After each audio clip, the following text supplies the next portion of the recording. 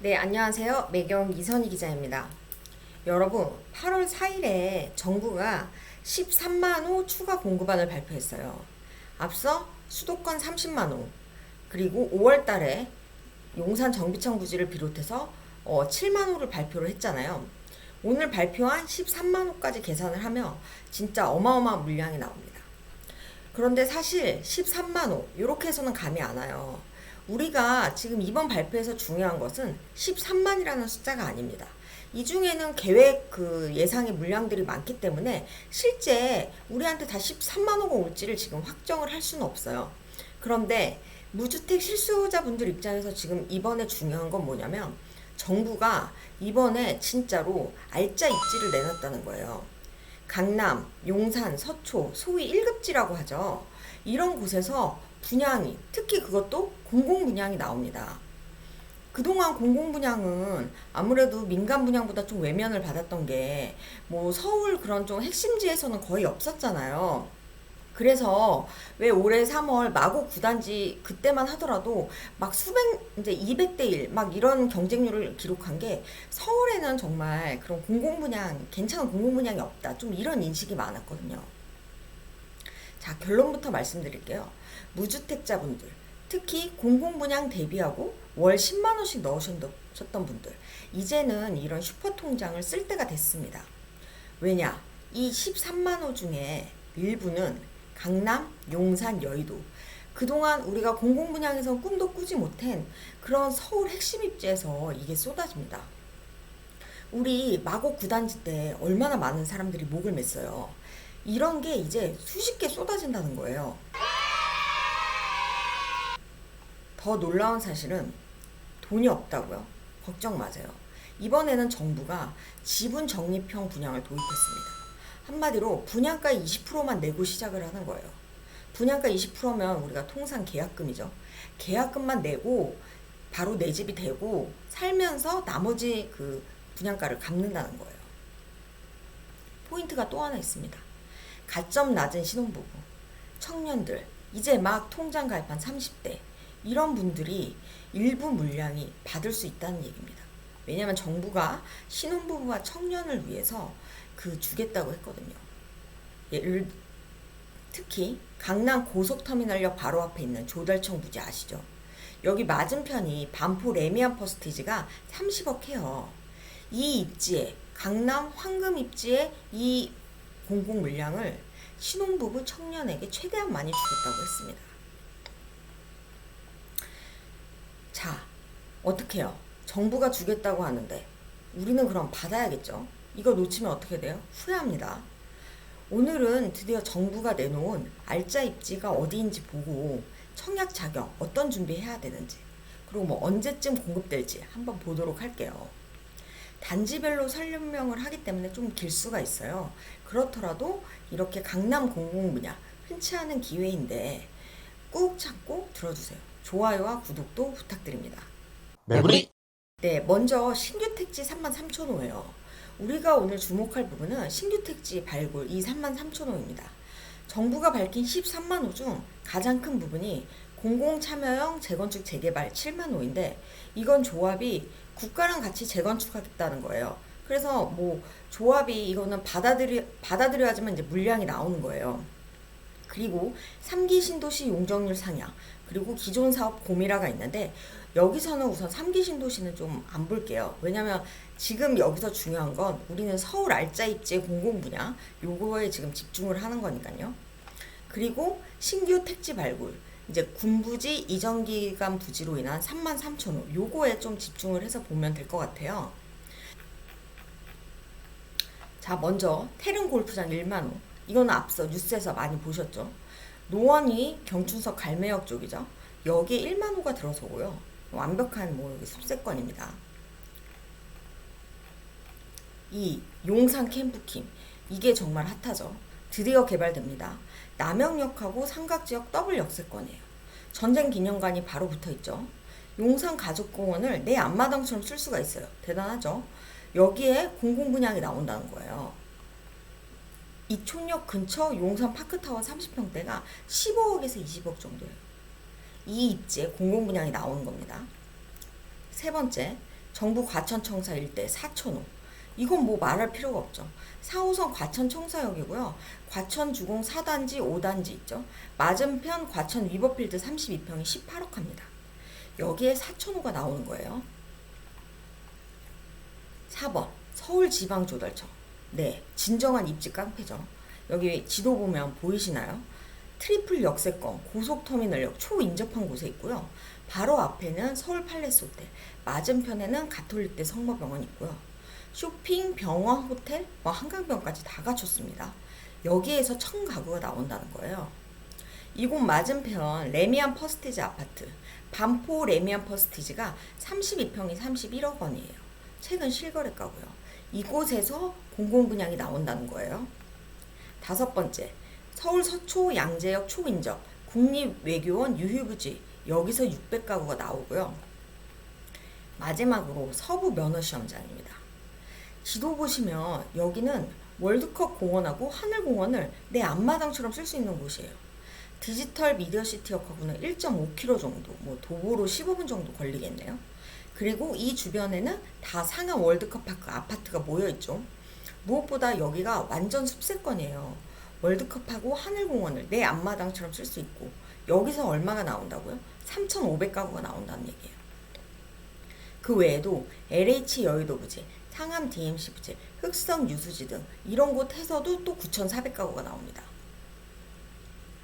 근데 여기서 우리가 주목해야 될 거는 정부가 서울지방조달청, 국립외교원 유휴부지 이런 곳은 종상향을 통해서 최대한 높이 올리고, 그러니까 층수를 높이 올린다는 거죠.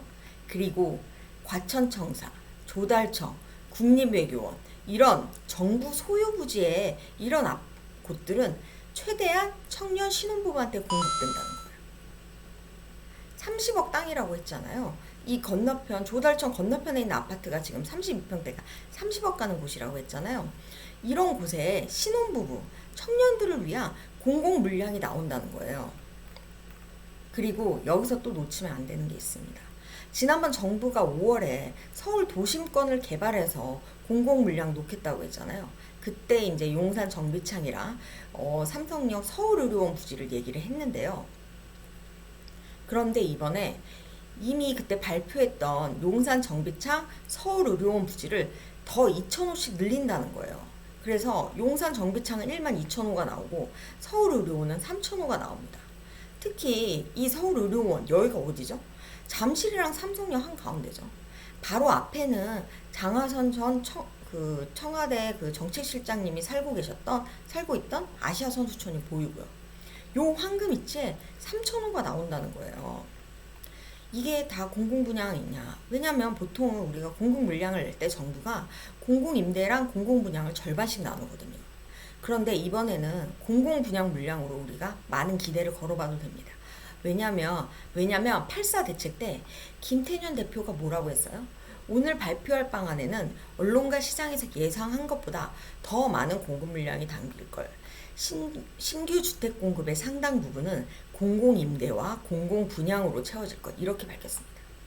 이런 걸 감안하면 공공분양 물량이 임대의 절반 이상은 좀 되지 않을까, 이런 식으로 좀 추측을 해볼 수가 있습니다. 그런데 문제는 분양가죠. 우리가 최고 그 경쟁률이 600대 1까지 갔던 과천 제이드자이 기억하시나요? 이게 전용 5구가 24평이, 그러니까 전용 5구 24평이죠. 5억 2천만 원이었는데 그때도 비싸다고 말이 많았어요. 왜냐하면 기본적으로 그 소득 제한이 걸리기 때문에, 아니 그 외벌이하는 그 30대 신혼부부들이 5억 2천만 원을 어떻게 갚냐는 거예요. 그런데 이번에 정부가 뭐랬어요? 물론 모든 물량에 다 이 방식이 적용되는 건 아닙니다. 그러나 청년 신혼부부를 위해서, 이제 막 사회생활한 청년 신혼부부를 위해서 분양가의 20%만 내고 살 수 있는 지분 적립형 분양주택을 도입한다고 했습니다. 이번 물량의 모든 곳에 이 지분 적립형 분양주택이 도입되는 건 아니에요. 하지만 서울시 발표에 의하면 17,000가구 정도는 이 지분 적립형 분양으로 공급이 된다고 합니다. 그러면 지분 적립형 분양, 이거 뭐죠? 그러니까 살면서 지분을 적립하듯 이렇게 갚아나가는 주택이에요. 초기에는 일정 지분, 뭐 20%겠죠? 분양가의 20%를 매입을 하고 그 다음에 20년에서 30년씩 살면서 조금씩 갚아서 최종적으로는 그 제가 들어가서 살았을 때 그 100%를 매입하는 방식이에요. 아무래도 초기 비용이 적게 되니까 목돈이 없는 신혼부부나 청년층에게는 도움이 되겠죠. 예를 들어서 마고 9단지의 케이스예요. 마고 9단지가 분양가가 5억이다 하면 먼저 우리 당첨자는 25%인 1억 2,500만 원을 내면 됩니다. 그럼 바로 그게 내 집이 돼요. 그리고 나서 나머지 75%는 4년마다 15%씩 약 7,500만 원을 추가로 납입하면 됩니다. 그러니까 맨 처음에 1억 2,500만 원밖에 안 들고 그 다음에 4년 동안 7,500만 원을 이제 뭐 이렇게 모아가지고 이렇게 내면 되는 거죠. 근데 저희가 이 지분 적립형 분양에 대해서는 조만간 또 한번 다루도록 하겠습니다. 그러면 이게 언제 공급되냐? 우선 8사 대책에서 발표한 13만호 이게 21년부터 28년까지 순차적으로 공급된다고 밝혔어요. 용산 정비창 서울의료원 이런 것들이 뭐 23년에서 28년까지 되는 거고, 그런데 이번에 제가 지금 설명해드린 이 33,000호 정부가 발굴한 정부가 보유한 유휴부지를 통한 공급은 어때요? 우선은 땅이 확실하게 확보가 돼 있잖아요. 그러니까 속도는 좀 차이가 있을 수는 있지만 확실하다는 거죠. 땅 주인이 내놓겠다는데 이건 바로 가능하겠죠. 그럼 이렇게 2028년까지 강남, 용산, 서초, 잠실 이런 날짜 입지에서 공공분양이 나옵니다. 그럼 어떻게 해야 돼요? 잡아야겠죠. 모든 사람에게 돌아가는 건 아니에요.